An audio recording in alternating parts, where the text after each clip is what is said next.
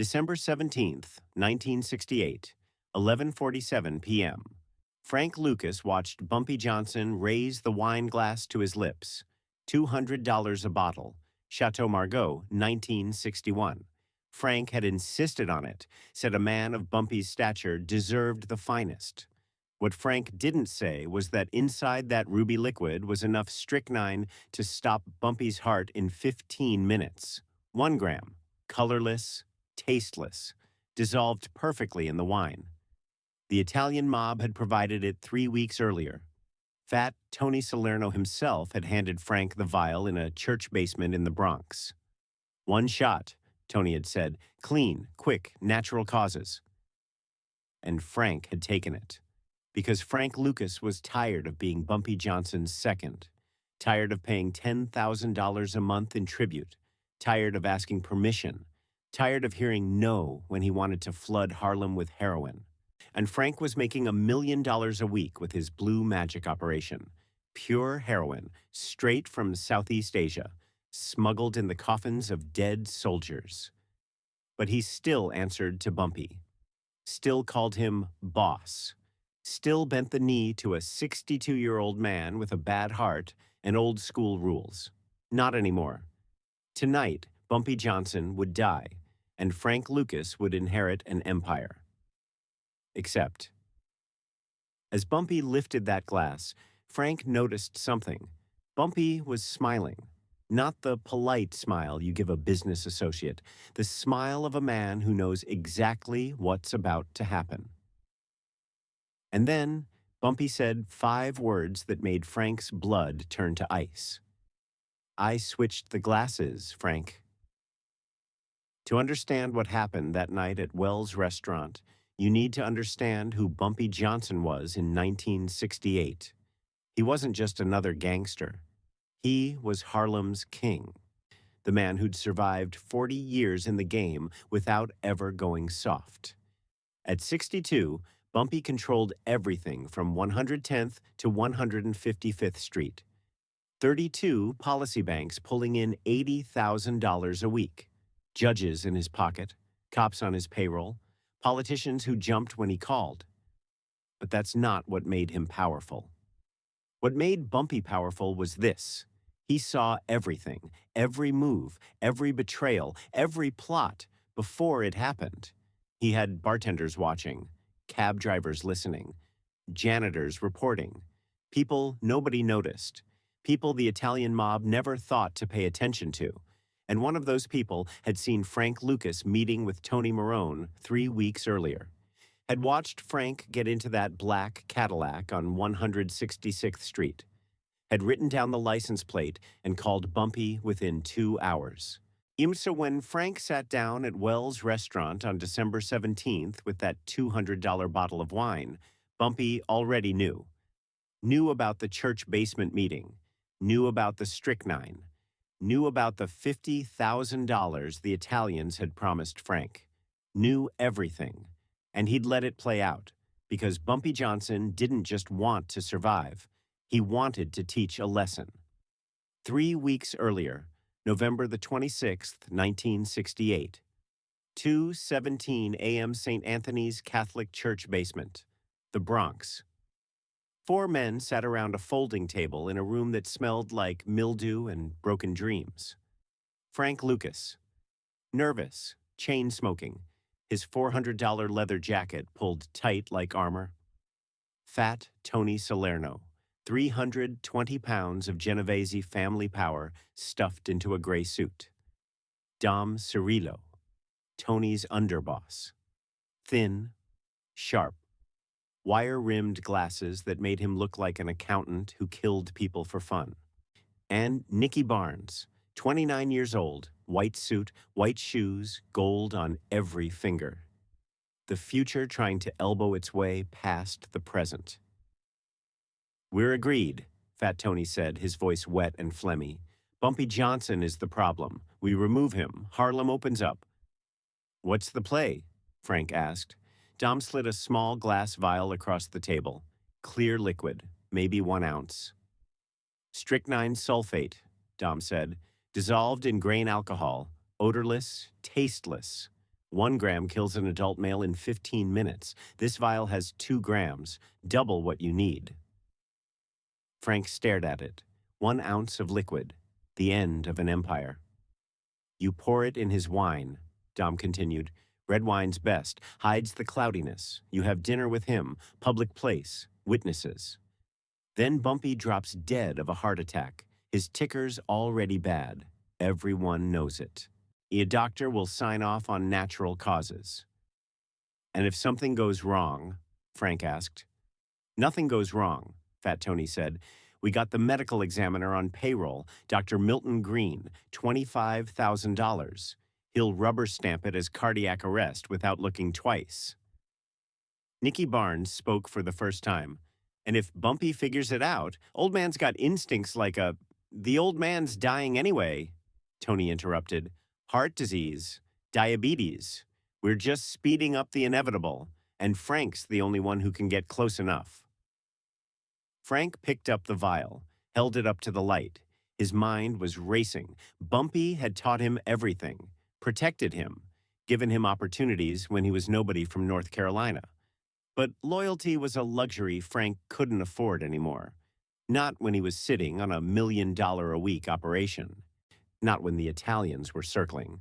Not when Nicky Barnes was already poaching his dealers.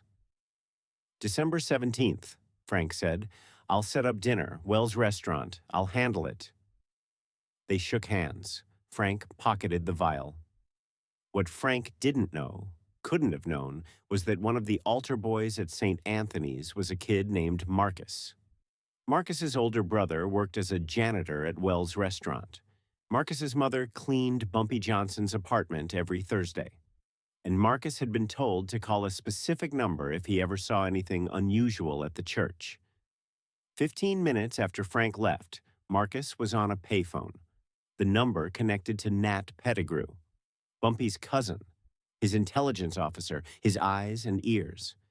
And Nat was already dialing Bumpy before Marcus finished talking. November the 26th, 1968, 4:43 a.m. Bumpy sat in his study on 137th Street. The room smelled like old books and expensive cigars. Nat sat across from him, looking tired, wearing yesterday's clothes. Altar boy confirmed it, Nat said. Frank, Fat Tony, Dom Cirillo, Nicky Barnes, church basement, 2 hours. Kid saw Frank leave with something, small, looked like a vial. Bumpy lit a cigarette, drew deep, exhaled slowly through his nose. Poison, he said, not a question, a statement. That's my read, Nat replied. Bumpy stood, walked to the window. Outside, Harlem was waking up. Garbage trucks, early shift workers, a nurse walking to the bus stop, breath visible in the cold. This was his city. Built over 40 years. One decision at a time, one relationship at a time. And now a kid from North Carolina wanted to take it. We let him try, Bumpy said. Nat blinked. What? We let Frank make his play. You want to let him poison you. I want to see if he's smart enough to pull it off. Bumpy turned from the window. I'm dying, Nat. Doctor says 2 years, maybe less. Heart's failing. So the question isn't whether I die. The question is what happens to Harlem after I'm gone. Bump. If Frank can outthink me, he deserves Harlem. If he can't, he dies, and we find someone else. For the next 3 weeks, Bumpy watched Frank like a scientist watching a lab rat. Every move Frank made, Bumpy knew about it within hours. Samuel the bartender reported that Frank had been asking about Bumpy's drinking habits. What did he order? When? Was he predictable? The janitor at Wells reported Frank measuring out liquids in the supply closet. Practicing. The parking attendant saw Frank meeting with Fat Tony again on December 10th. Confirming the timeline. Everything was falling into place. And Bumpy let it happen. Because he needed Frank to commit fully. Needed him to walk through that door with poison in his pocket and murder in his heart. Needed 300 witnesses to see what happened when you betrayed Bumpy Johnson. December 17th, 1968, 11:15 p.m. Frank Lucas arrived at Wells Restaurant early. He was wearing his best suit, navy blue, $600. His hands were sweating. In his jacket pocket was the vial, 1 gram of strychnine dissolved in grain alcohol. He'd already poured it into the wine bottle at home. Carefully, precisely, mixed it in, watched it dissolve, tested the color against a clean bottle. Perfect, indistinguishable. He'd requested the corner booth, the one Bumpy always sat in, and Samuel the bartender greeted him with a smile. "Mr. Lucas, good to see you. Mr. Johnson will be here shortly." Frank nodded, sat down, ordered 2 glasses. The wine bottle sat on the table between them. $200. Château Margaux, 1961. Death in a bottle. At 11:30, Bumpy walked in. He wore a charcoal gray suit, burgundy tie, Italian leather shoes polished to a mirror shine. He moved slowly, deliberately, like a man who'd already won. "Frank," Bumpy said, sliding into the booth, "thanks for setting this up. We need to talk territory, supply lines, future plans." "Of course, boss." Bumpy smiled at that word. Boss. "Pour the wine," Bumpy said. Frank's hand shook slightly as he reached for the bottle. He poured Bumpy's glass first, filled it 3/4 full, then his own. The liquid caught the light, ruby red, beautiful, deadly. "To partnership," Frank said, raising his glass. "To loyalty," Bumpy replied. They both drank. Frank watched Bumpy over the rim of his glass, watched him swallow, waited for the first signs. Muscle stiffness, jaw tightening, the beginning of the end. But Bumpy just set down his glass and smiled. "Good vintage," Bumpy said. "You got taste, Frank. I'll give you that." Frank's throat was dry. He drank more wine, tried to steady his nerves. They talked for 10 minutes. Business, territory, the usual. And then Frank excused himself. "Restroom," he said. "Be right back." He needed to compose himself, needed to not be sitting there when Bumpy started convulsing. The plan was simple. Be in the bathroom when it happened. Come back to chaos. Play shocked, concerned, helpful. By midnight, Bumpy Johnson would be dead, and Frank Lucas would be free. And Frank walked to the back of the restaurant, pushed through the bathroom door, leaned over the sink, looked at himself in the mirror. His face was pale, sweating. He splashed cold water on his cheeks, took deep breaths. This was it. 5 minutes, maybe 10. Then it would be over. When Frank came back to the table, Bumpy was still sitting there, still calm, still smiling, still alive. Frank sat down. His heart was pounding. "You okay?" Bumpy asked. "You look nervous." "I'm fine. Just thinking about the shipment Thursday." Bumpy reached for his wine glass. Frank's glass. "Wait." Frank's eyes went wide. The glasses. They were switched. Bumpy was holding the glass that had been in front of Frank, and Frank's glass, the poisoned glass, was now in front of Frank.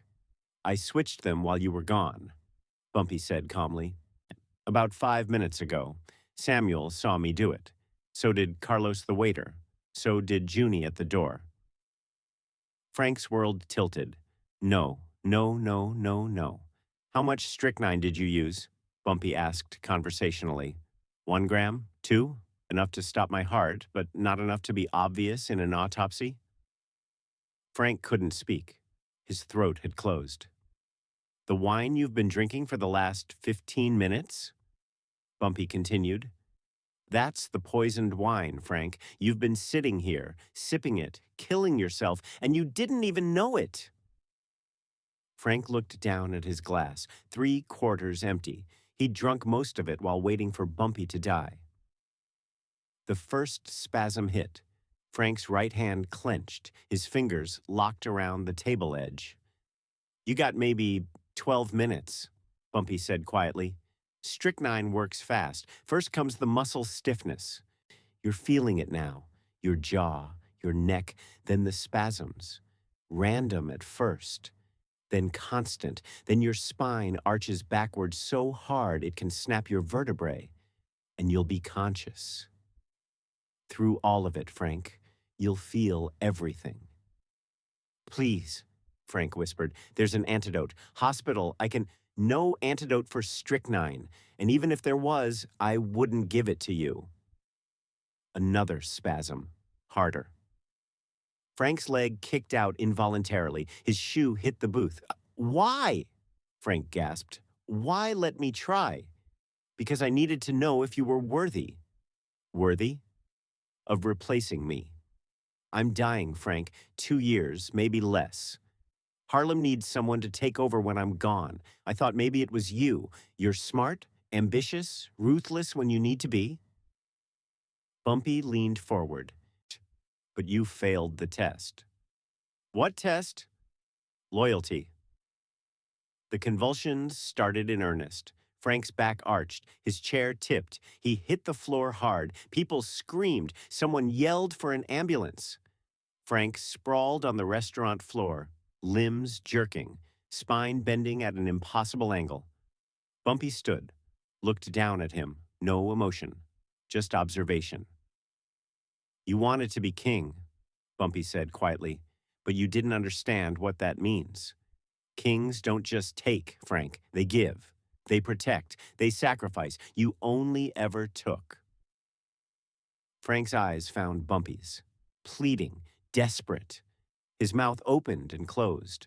No sound. His spine arched further. Vertebrae popped like firecrackers. I gave you everything, Bumpy continued. Taught you the game. Protected you. Made you rich.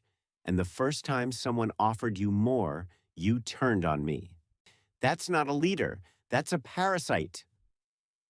Frank's breathing stopped. His lungs were paralyzed. He was suffocating, slowly, painfully, fully conscious. Bumpy turned away, walked to the bar, ordered a whiskey.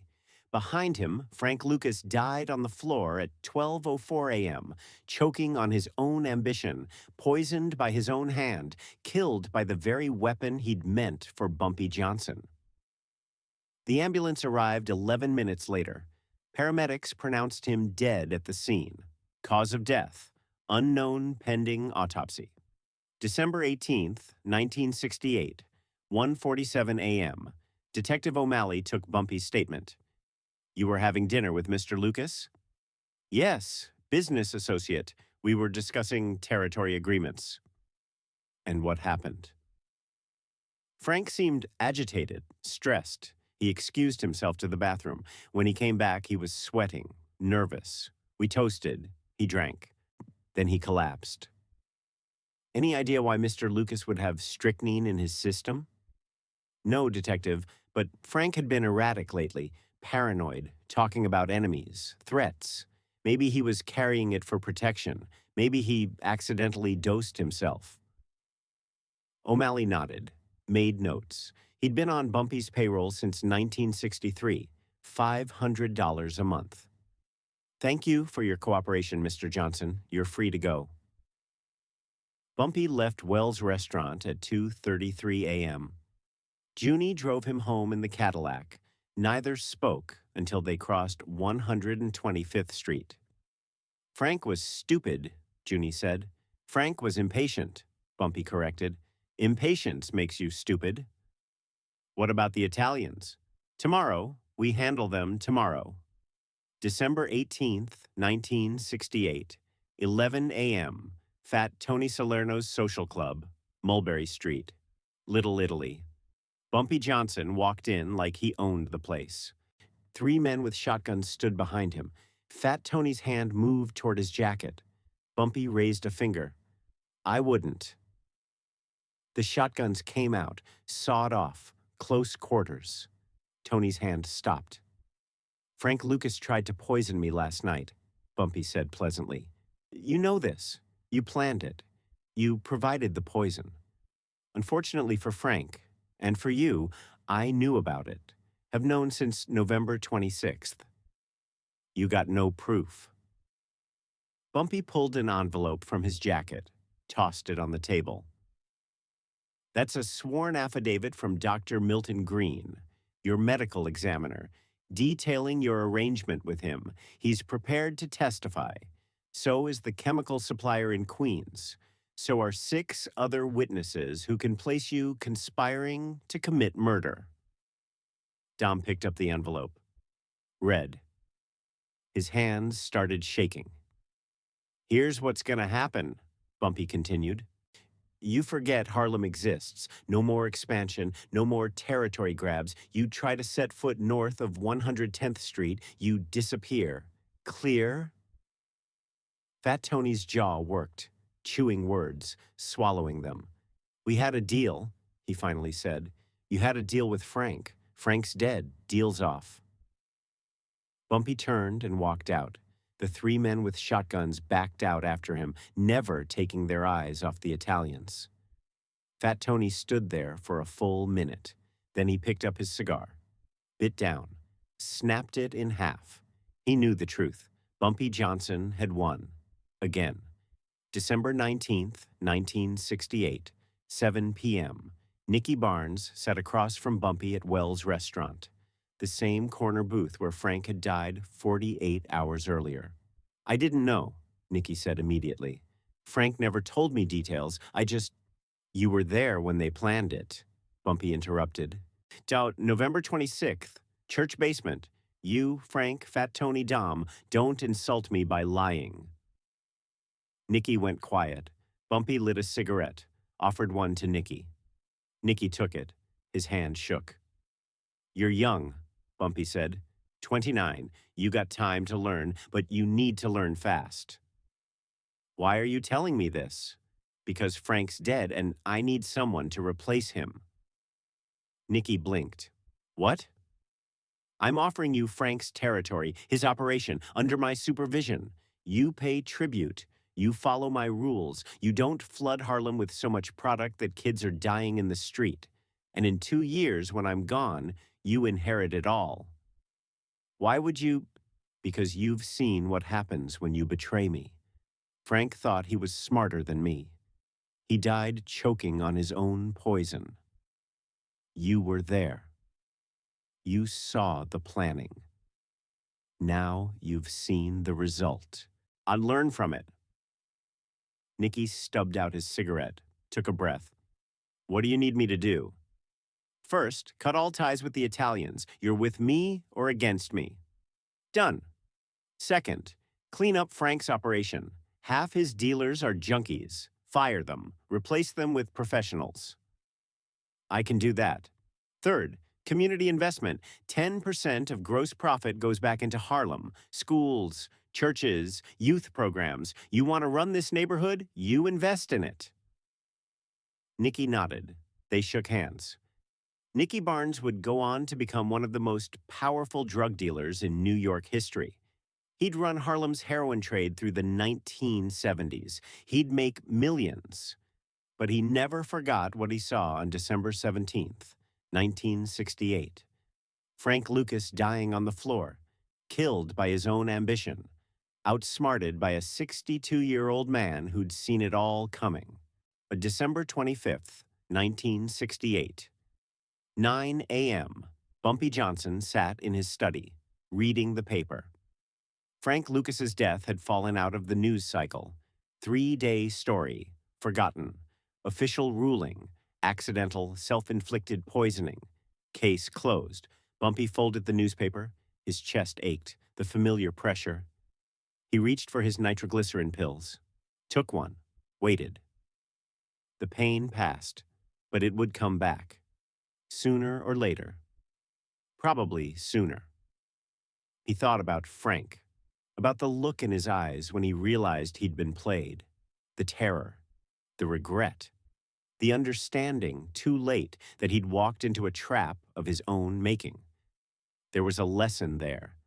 Power isn't about who's strongest. It's about who's smartest, who plans furthest ahead, who controls not just the present, but the future. Frank had power, money, product, territory. But he didn't have wisdom. And without wisdom, power is just violence waiting to consume itself. Bumpy stood, walked to the window, looked out over Harlem, his kingdom, his legacy. It would outlast him because he'd built it on foundations stronger than fear, stronger than money. He'd built it on loyalty, on investment, on the understanding that true power comes from making yourself indispensable to the people you serve. Frank never understood that. Neither did the Italians. Neither did most of the young dealers flooding the streets with poison. They saw Harlem as a resource to exploit. Bumpy saw it as a community to protect. That was the difference. That's why he won. That's why he always won. Here's what most people miss about that night at Wells' restaurant. The most dangerous weapon isn't a gun. It's information. It's knowing what's coming before your enemy does. It's turning their plan into your victory. Bumpy Johnson didn't survive 40 years in the game because he was the toughest. He survived because he was the smartest. He had eyes everywhere. Bartenders, cab drivers, janitors, altar boys. People nobody noticed. People who saw everything. And when Frank Lucas came at him with poison, Bumpy didn't panic, didn't strike first, didn't run. He let Frank commit. Let him walk into Wells' restaurant with murder in his heart. Let him pour the poison. Let him toast. Let him drink his own death. And then he used it to send a message to every gangster in New York. You can't buy loyalty in Harlem. You can't outsmart the king. You can't win a game when your opponent sees 30 moves ahead. Frank Lucas died choking on his ambition. The Italians backed down without firing a shot. And Bumpy Johnson went back to his corner table, finished his cognac, and kept being the king of Harlem. Not through violence, through intelligence, through strategy, through understanding that the real game isn't about who hits hardest. It's about who thinks deepest. Look, if this story moved you, hit that subscribe button. We're dropping these Bumpy Johnson stories every week, and trust me, the next one is even crazier. Drop a comment. If you were Frank Lucas, how would you have played it differently? Could you have outsmarted Bumpy Johnson? And turn on those notifications because next week we're telling the story of how Bumpy walked into Lucky Luciano's office unarmed and walked out with the deal of the century. You don't want to miss that. Remember, in Harlem, respect wasn't given. And it was earned. And Bumpy Johnson earned his every single day.